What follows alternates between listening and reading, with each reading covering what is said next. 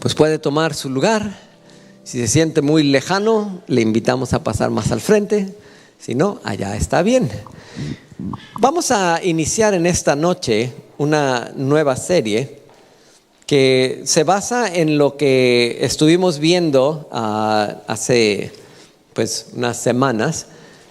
Terminábamos de ver una serie hablando de el ladrón en la cruz, si recuerda. Y ello nos hablaba acerca de la esencia para llegar a ser salvos, la esencia de realmente abrir el camino para conocer a Jesús.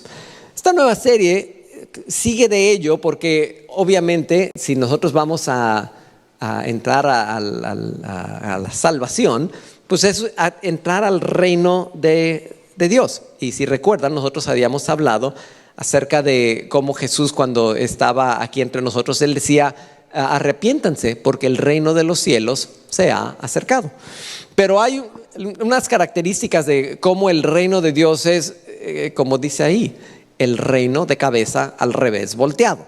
O sea, es impredecible, la gente no se lo esperaba, y de eso vamos a empezar a hablar. Y en las próximas semanas, unas 3-4 semanas, vamos a estar hablando de cómo Jesús llegó y anunció un reino que no se parecía nada a lo que la gente esperaba.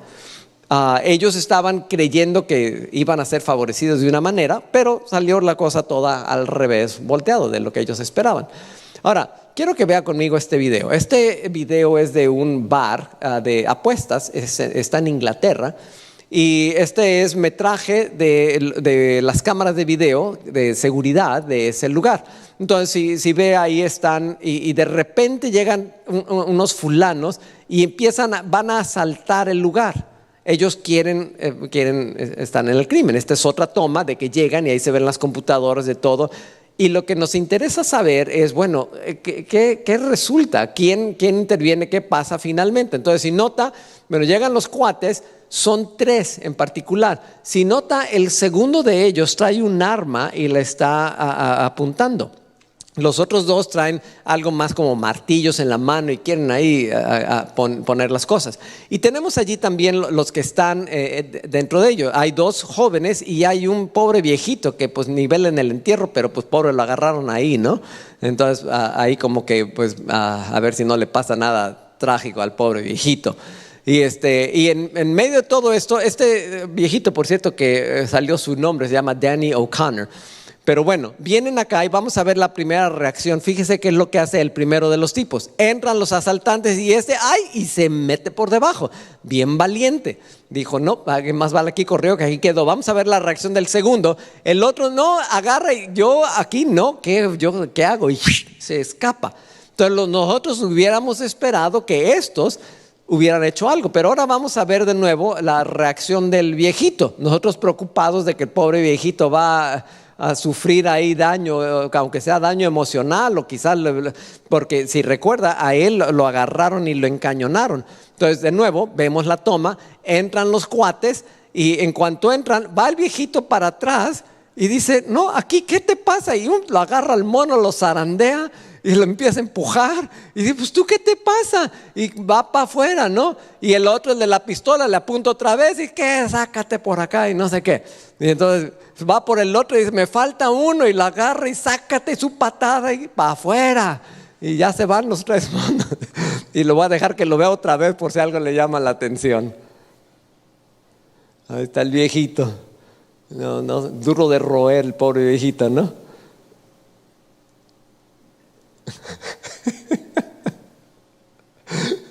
Y va por el tercero y toma, para afuera. Y el otro cuate, el del negocio, bien, gracias, ¿no? Ahora, ¿qué tiene que ver esto? Pues lo que nosotros estamos viendo es que las cosas de repente quedan volteadas. Nosotros hubiéramos esperado que los 2 jóvenes hubieran hecho algo. O que el empleado, para defender lo que estaba sucediendo, ¿no? Pues oye, si me echan a perder el negocio me van a despedir. Pero no, las cosas se pusieron al revés. El que quiso hacer algo, que no se intimidó porque le estaban encañonando. Yo no sé qué tenía el pobre viejito, ¿no? Pero estaba animoso, así como me vas a apuntar ahí la pistola o el rifle o lo que sea. Y a patadas lo saca los monos estos, ¿no?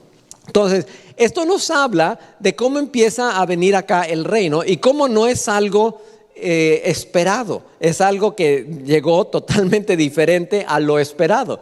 Dentro de esto, uno de los primeros principios que queremos establecer es una realidad sencilla.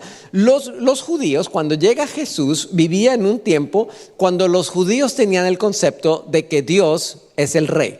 Nosotros vemos este concepto, por ejemplo, en el Salmo 93:1 y luego en el 103, verso 19, donde dice así: el Señor es rey, se viste de majestad. El Señor ha hecho de los cielos su trono, desde allí gobierna todo.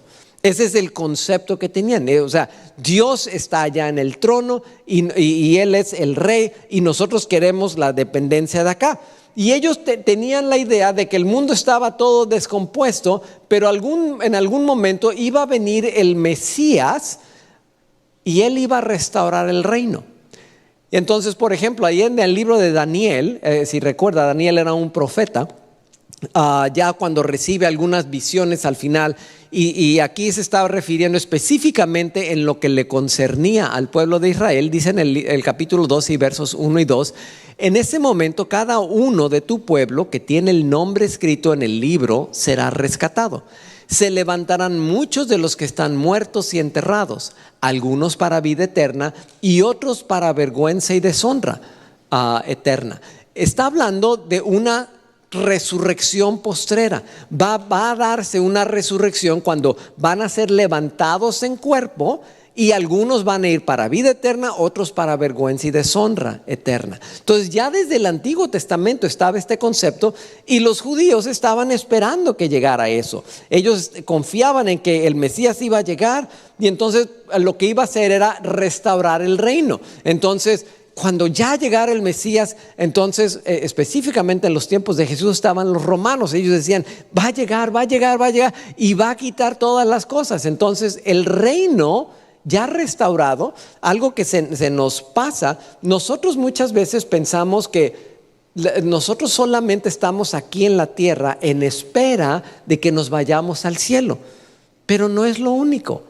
Nosotros podemos tener esperanza para el futuro, es decir, de que Dios nos va a llevar a su presencia, pero también podemos tomar de allí, habíamos dicho antes cuando analizábamos la resurrección, que del futuro podemos tomar esperanza. Y entonces podemos decir: así será. Dios va a restaurar, no solamente nos va a llevar al cielo, va a restaurar la tierra. La tierra en sí va a sufrir todo un proceso de intervención sobrenatural y va a quedar restaurada. Es decir, el reino de Dios no va a estar solamente en el cielo, va a estar aquí en la tierra. Entonces, por ejemplo, quiero empezar la lectura. En este caso, le voy a leer yo los primeros 5 versos de este pasaje. Dice: del tronco de la familia de David saldrá un brote, sí, un retoño nuevo que dará fruto de la raíz vieja. Y el Espíritu del Señor reposará sobre él, el espíritu de sabiduría y de entendimiento, el espíritu de consejo y de poder, el espíritu de conocimiento y de temor del Señor. Está hablando de un descendiente judío que iba a venir a restaurar. Él se deleitará en obedecer al Señor, no juzgará por las apariencias ni tomará decisiones basadas en rumores. Hará justicia a los pobres y tomará decisiones imparciales con los que son explotados. La tierra temblará con la fuerza de su palabra y bastará un soplo de su boca para destruir a los malvados. Llevará la justicia como cinturón y la verdad como ropa interior. Y luego dice entonces en el verso 6: en ese día el lobo y el cordero vivirán juntos, y el leopardo se echará junto al cabrito, el ternero y el potro estarán seguros junto al león, y un niño pequeño los guiará a todos. Eso es una imagen de lo que va a venir, la restauración aquí en la tierra. Continúa diciendo el verso 7: la vaca pastará cerca del oso, el cachorro y el ternero se echarán juntos, y el león comerá heno como las vacas. Luego verso 8: el bebé jugará seguro cerca de la guarida de la cobra. Así es, un niño pequeño meterá la mano en un nido de víboras mortales y no le pasará nada. Verso 9: en todo mi monte santo no habrá nada que destruya o haga daño, porque así como las aguas llenan el mar, así también la tierra estará llena de gente que conocerá al Señor. Verso 10, en ese día el heredero del trono de David será estandarte de salvación para el mundo entero. Las naciones se unirán junto a él y la tierra donde vive será un lugar glorioso. Y finalmente el verso 11, en ese día el Señor extenderá su mano por segunda vez para traer de regreso al remanente de su pueblo. Entonces este era el trasfondo que tenían los judíos. Ellos lo que estaban esperando era más o menos esto. El mundo actual, va a llegar el Mesías y entonces va a establecer el nuevo mundo y así nos vamos a seguir hasta la eternidad. Suena genial, viene el rescate oportuno a través del Mesías, entonces están esperando el Mesías. Y en eso, pues que llega Jesús, ¿verdad? Y si recuerdan, nosotros hablábamos de cómo llegó la muerte, ahí se ve las cruces en el fondo, murió, resucitó. Y nosotros dijimos que eso cambió la historia. Y entonces la gente esperaba que ahora sí, ya se dio. Llegó el Mesías. Los que eran los creyentes del Mesías dijeron, este es. Pero sucedió que cuando Jesús llegó, ellos pensaron, el reino ya llegó. Y bueno, de hecho Jesús lo dijo, el reino ya llegó. Pero dijo esto Jesús acerca de que ya había llegado el reino. En primera instancia dice, Jesús llegó como el Mesías. O sea, al llegar Jesús, en Lucas 4, 14 al 20, no los vamos a leer, pero Jesús dice de sí mismo, Él era el Mesías. Luego, segundo, dice Jesús, el reino de Dios había llegado. Lucas 17, 20 al 21. Dice Jesús, ya llegó el reino. Llegó Jesús como Mesías, llegó el reino. Tercero, nos dice que Jesús instituyó el nuevo pacto. Lo vemos, Juan 6:45 se compara con, por ejemplo, Isaías 54, Jeremías 31. Jesús llegó y Él es el cumplimiento del nuevo pacto, lo instituyó. Y luego Jesús habla del rescate, o sea, como el éxodo, dice, eso está en Jesús, Lucas 9:31. O sea, Jesús dice de sí, llegué yo vine a rescatarlos. Y concluye diciendo que Él construyó el nuevo templo, Juan 19:21. Entonces, Jesús da todo este resumen de estas 5 cosas y dice, en su primera venida ya llegó el reino. Y ¡yay! Pues qué padre, ¿no? Pero luego Jesús sacaba otras cosas y decía, el reino apenas va a llegar. Dice uno, espérate, momento, o llegó o no llegó. O es gato o es gata. Pero decía Jesús dijo las dos cosas. Dijo, el reino de Dios ha llegado, pero luego les decía, por ejemplo, les decía a los discípulos que cuando oraran, ellos debían pedir que viniera el reino. Venga tu reino, hágase tu voluntad. Nosotros lo hemos orado muchas veces, dando a entender que no había llegado. Y luego les dijo que el reino no sería dado sino hasta el día del juicio. Esto lo menciona en Lucas 17, 20 al 21. O sea, había llegado, pero Mateo 25, 34, el reino no sería dado sino hasta el día del juicio. Y luego tercero, dice, estábamos hablando en las parábolas ilustran que el reino está incompleto u oculto.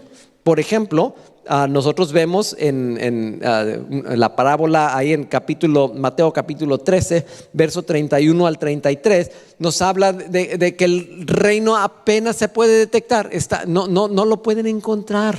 Y dice uno, decídete, o llegó o no llegó. La imagen que nos da Jesús es esto: el reino y el Mesías, está el mundo actual, llega la primera venida, pero todavía no llega el nuevo mundo o el mundo nuevo. Apenas viene el mundo, aunque llegó la primera venida, sigue el mundo actual, y hasta que venga por segunda vez Jesús es cuando va a venir el nuevo mundo, cuando se va a dar la restauración de lo que habíamos visto. Entonces, ¿y eso qué tiene que ver para con nosotros? Pues que entonces nos habla de un reino. Hoy día, lo que usted y yo podemos disfrutar es el reino de ya, pero todavía no. ¿Sí me expliqué? O sea, ya llegó, pero como que no ha llegado del todo. Y entonces eso nos pone en una posición medio incómoda, porque pues lo estamos disfrutando, pero a la vez tenemos la expectación de que llegue. Y entonces, por ejemplo, Pablo, ahí en Efesios capítulo 1, versos 18 al 21, él hace una oración para que nosotros podamos entender cómo es esto del reino, porque no es algo inmediato. O sea, tenemos que caer en cuenta de cuáles son las implicaciones. Entonces dice el verso 18, Pablo está escribiendo y dice: pido que les inunde de luz el corazón para que puedan entender la esperanza segura que Él ha dado a los que llamó, es decir, su pueblo santo, quienes son su rica y gloriosa herencia. O sea, Pablo está orando diciendo que la esperanza que tenemos en el futuro también la podamos tener hoy. Verso 19, también pido en oración que entiendan la increíble grandeza del poder de Dios para con nosotros, los que creemos en Él. O sea, que no nos damos cuenta. Ahorita vamos a hablar un poco de eso. Es el mismo gran poder que levantó a Cristo de los muertos y lo sentó en el lugar de honor a la derecha de Dios en los lugares celestiales. Ve ese verso con cuidado. Nos habla de que Cristo ya está reinando, ya es el rey, ya ganó la batalla, ya está sentado en el lugar de autoridad. Y está diciendo Pablo: ese Cristo ya fue levantado de los muertos. Todo lo que vimos en el proceso de salvación nos mete a nosotros en el reino de Dios.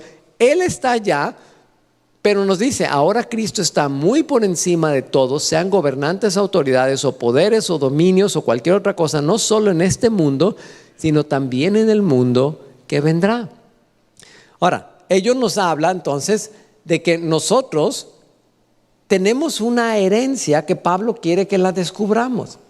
Imagínense que de repente, no sé si lo han notado, que cuando la gente gana la lotería por ahí, no la reclaman luego. O sea, ganan y así pasa a veces hasta un mes y dice uno: pero ¿cómo es posible que se ganaron $1,000 millones y no los han reclamado?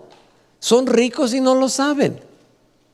Ese tipo de historias nosotros lo vemos a través de muchas cosas. Gente que hereda algo y no se entera, ya es rica, pero no lo sabe poseer. Entonces nosotros podemos tener estos errores acerca de cómo nos comportamos o cómo concebimos el reino. Básicamente es esto: nosotros podemos subestimar o sobreestimar el hecho de que ya está aquí el reino. O sea, si nosotros lo subestimamos, decimos: uy, no, todavía no ha llegado, todavía falta para que se manifieste el verdadero reino de Dios. Y entonces, en lugar de aprovechar lo que sí podemos tener, estamos esperando por ahí y nos ve la cara el diablo.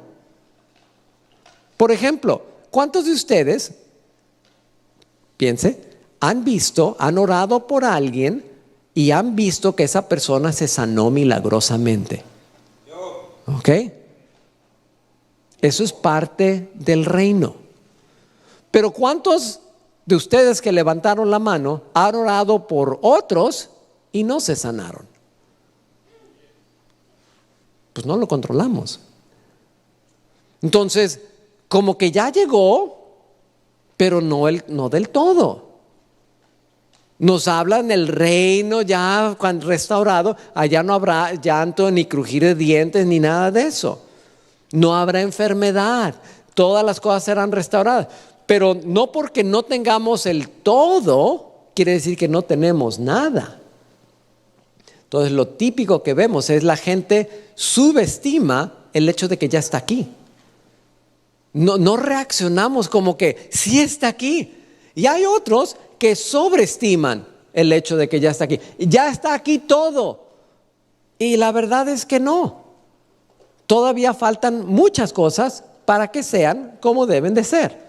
Podemos subestimar el hecho de que apenas viene y decimos: no, está lejos. O podemos sobreestimar el hecho de que viene y decimos: ahora sí, yo no tengo que hacer nada porque ahí viene el reino de Dios. Y empezamos a descuidar las cosas que sí podemos hacer en este tiempo.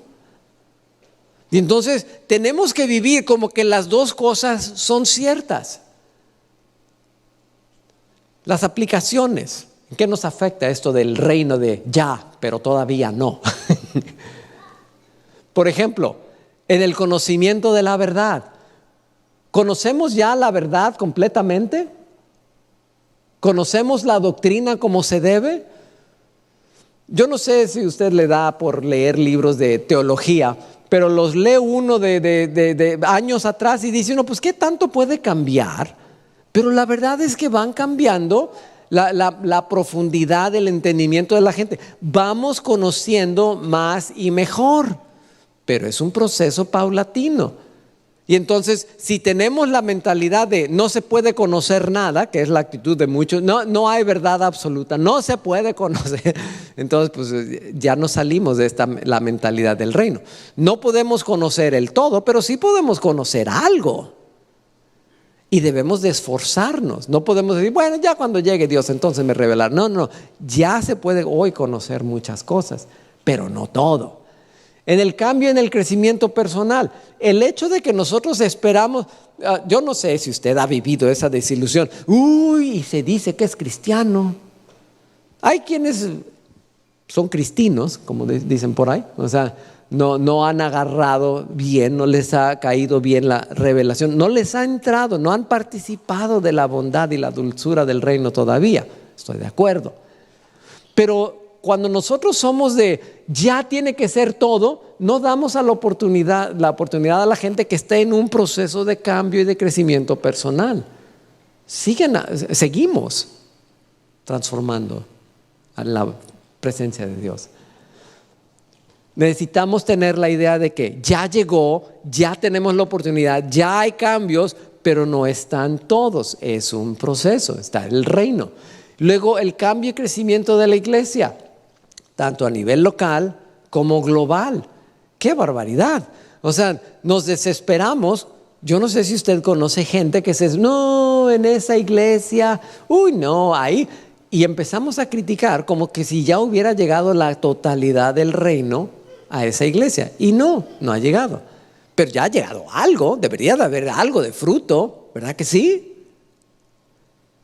Y eso también aplica a nivel global. Nosotros nos desesperamos de cómo está. Y en cambio social, el reino, o sea, igual no sé si usted está enterado, pero cuando, por ejemplo, aquí en la historia de Estados Unidos, cuando llegó el evangelio, una de las 10 universidades que se pusieron ahí, Harvard, Yale, etcétera, eran universidades cristianas. Luego muchos hospitales fueron establecidos por organizaciones cristianas, muchas, o sea, en la educación, en atención médica, en cambios sociales, causas, al abolir la esclavitud, gente leyó la Biblia y dijo, esto no está bien, y empezaron a cambiar. ¿Por qué? Porque ya les había llegado suficiente del reino, pero a la vez miramos alrededor y decimos, aunque la iglesia está teniendo un cambio positivo en la sociedad, todavía no hemos terminado. Hay oportunidad para usted, para que usted también pueda participar y hacer cambio. El reino que no ha llegado del todo. Vamos a terminar hablando de esto, de la ciudadanía en el reino. En estos versos, aquí está hablando Pablo, Filipenses 3, 19 y 20, y dice así: van camino a la destrucción, su Dios es su propio apetito, se jactan de cosas vergonzosas y solo piensan en esta vida terrenal. En cambio, nosotros somos ciudadanos del cielo, donde vive el Señor Jesucristo, y esperamos con mucho anhelo que Él regrese como nuestro Salvador. Entonces vamos a comparar acá lo que estamos viendo. Por un lado tenemos las personas que viven en este mundo. Ellos van camino a la destrucción. Su Dios es su propio apetito. O sea, nosotros podemos, desde la antigüedad, la gente tiene la expectación de que el gran rey que les va a venir a salvar y va a poner el orden, como igual si es que le gusta la literatura, el rey Arturo de Camelot, y que se va a venir y va, increíble. Pero si nosotros miramos a los reyes, han salido re malos, ¿verdad? Y ya en la modernidad, prácticamente todo aquel que empieza a tener poderío así como de rey, para afuera, lo echan a favor de los gobiernos democráticos. Ese no nos sirve. Los reyes de este mundo no han funcionado. ¿Pero por qué los quiere la gente? Porque tenemos una expectación de lo que Dios quiere y puede hacer Él ser el rey. Entonces, ¿qué es lo que quiero decir? Que la gente en este mundo, aunque digan que no tienen rey, algo es su rey, algo los domina. Su Dios es su propio apetito. Algunos buscan fama, otros buscan dinero, otros buscan poder. Ese es su Dios, ese es su rey, ese los domina y en base a ello toman sus decisiones. Pero nos dice, nosotros somos ciudadanos del cielo. Ahora, la relevancia de esto es que en aquel entonces Pablo está usando un término aquí que está haciendo referencia a que nosotros como acá en la tierra, nos compara a Filipos. Era una colonia romana. Nosotros cuando pensamos en colonias hoy día, pensamos así como, México era una colonia española, Estados Unidos era una colonia inglesa, acá en Canadá había colonias francesas. Y nos estaban sacando la lana y nos querían oprimir y todo. En ese entonces, el concepto de que eran ciudadanos, los de Filipos eran ciudadanos romanos. Significaba que ellos, estando fuera de Roma, tenían los mismos derechos que la gente de Roma. Entonces, si nosotros somos ciudadanos del cielo, ¿qué implica? Que estando fuera del cielo, tenemos los mismos derechos que los de allá, pero estamos acá. Tenemos la protección de allá, pero acá. Tenemos la provisión de allá, pero acá. Somos ciudadanos del cielo. Entonces el reino de Dios ya llegó, pero no en su totalidad. Pero podemos aprovechar lo que sí tenemos y actuar y decir, tenemos la expectación. Nosotros somos ciudadanos del cielo, donde vive el Señor Jesucristo y esperamos con mucho anhelo que Él regrese como nuestro Salvador. ¿Está usted de veras con mucho anhelo? O así como, ay, sí, el reino de Dios. La iglesia es una colonia del cielo. La iglesia esta iglesia es una colonia del cielo. Aquí tenemos tiene usted la oportunidad de adquirir ciudadanía del cielo. Le quiero leer o contar un par de cosas. Dice, por ejemplo, acá. Esto se llevó a cabo en Nairobi, Kenia. Este es un pastor que fue a visitar allá, Jeremy Treat. Él habla de que fue a visitar una zona muy pobre allá en Nairobi. Él iba caminando y lo llevaban ahí por donde había un lugar donde corrían el drenaje ahí, al lado de las chocitas estas todas mal hechas, de madera seca y de lodo, etcétera. Y vio muchos niños jugando ahí en el lodo que estaba junto al drenaje, algunos de ellos desvestidos. Y luego el guía le señaló que había una chica ahí de 12 años de edad y le dijo, esta es una prostituta. Y así como, ¡ay! Se sintió abrumado por todo lo que estaba viendo este señor. Y luego escuchó sonidos de donde él iba a ir, donde era su destino final. Entonces llega a un edificio, era un poco más arriba de lo que sería una choza, dice él, y adentro había una reunión, un servicio cristiano. Había como unas 70 personas, estaban cantando a todo pulmón, alabando a Dios en suajili. Tenían sus brazos levantados en adoración, había lágrimas, había sonrisas, oración y alabanza. Y la pregunta es, ¿qué pudo haberles brindado a estas personas en medio de una situación tan difícil y lúgubre, paupérrima, olvidada, semejante gozo y esperanza? Este pastor escribe, dice, en ese lugar empobrecido, yo sabía que el reino había llegado, no todavía en la plenitud de la promesa futura de Dios, pero en medio de ese sufrimiento horrible y en ese quebrantamiento, lo peor que yo había visto, dice él que él pudo ver el poder transformador tanto a nivel individual como a nivel corporativo. El reinado de Dios estaba entrando y transformando las vidas de gente real. Esta gente no tenía nada y aún así sabían que en Cristo ellos lo tenían todo. Esta gente no simplemente estaba adquiriendo una paz interior, el amor de Dios estaba siendo derramado en ellos y fluía a través de ellos hacia afuera.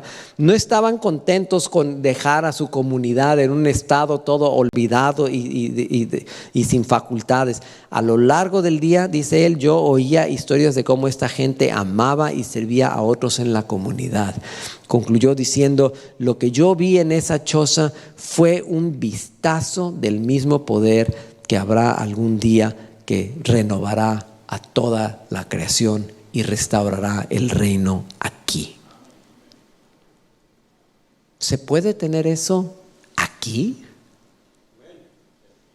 No somos 70 todavía, pero lo seremos y más. Y podemos tener lágrimas, sonrisas, oración y alabanza. Por eso tenemos estas reuniones. Uy, se adelantó. Uy, no, ahí se adelantó. Se salió. Bueno, le iba a enseñar ahí otra foto. Ya sé cómo hacerle acá.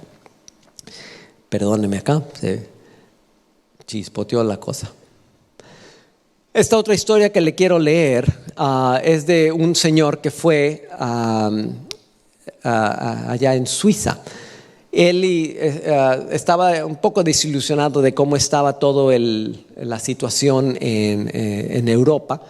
Y fue ahí a La Brie, así estableció él una casa y les quería enseñar brevemente, la vio por ahí, lo que era un ministerio que él estableció. Déjeme acá, ahí va, y ahí está. Entonces, este lugar que él y su esposa fundaron, se llaman Francis y Edith Schaeffer, eran misioneros cristianos, como le decía. Entonces, ellos cuando llegaron a este lugar, estaban en los Alpes suizos, y empezó simplemente, tenían a su hija ahí, la mayor. Ella era una estudiante en la Universidad de Lausanne. Y lo que empezaron a hacer era, se traían a los estudiantes ahí a los fines de semana para comer, a caminar, a platicar. Y los Schaeffers entraron en contacto con algo que no habían ellos tenido acá en Estados Unidos. Llegaron muchos estudiantes europeos que ya habían perdido su fe cristiana. Y no solo en la iglesia, sino en todo lo que era el concepto de la verdad absoluta, etcétera.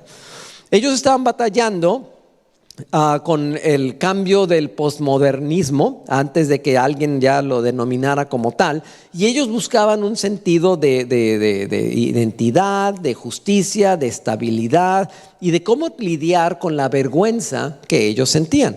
Entonces el trabajo de esta familia Schaeffer entró ahí con estos jóvenes mal alineados. Entonces, como les decía, ellos se reunían a simplemente platicar con los jóvenes, los recibían y les daban la más cálida bienvenida que podían. Ellos enfocaban su atención en las preocupaciones de los jóvenes, no importaba cuál era el trasfondo de ellos, les escuchaban con intensidad y no les trataban de imponer teología ni ningún proceso ni nada, nomás querían mostrarles amor en sus diferentes aspectos. Ellos no empezaron con una agenda o un currículum o clases, simplemente hablaban con ellos. Y entonces durante 20 años, cientos y luego miles de jóvenes pasaron por La Brie, se extendió, así como que ve usted ahí, hicieron otros casitas, y durante ese tiempo la mayoría de estos jóvenes se fueron haciendo creyentes cristianos.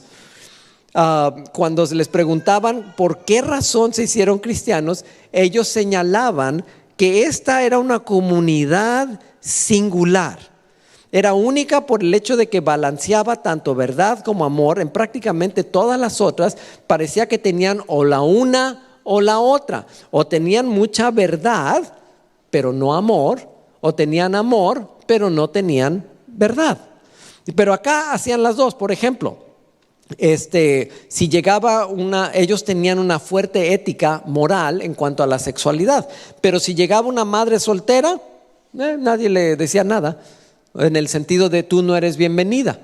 Ella sabía que había estado mal, pero de todas maneras la recibían y la apoyaban, y estas madres solteras eran apoyadas, y bueno, determinaban que el pecado era pecado, pero todos habían quedado destituidos de la gloria de Dios, por decirlo así. Entonces, pues había otros que tenían enfermedades mentales, etcétera.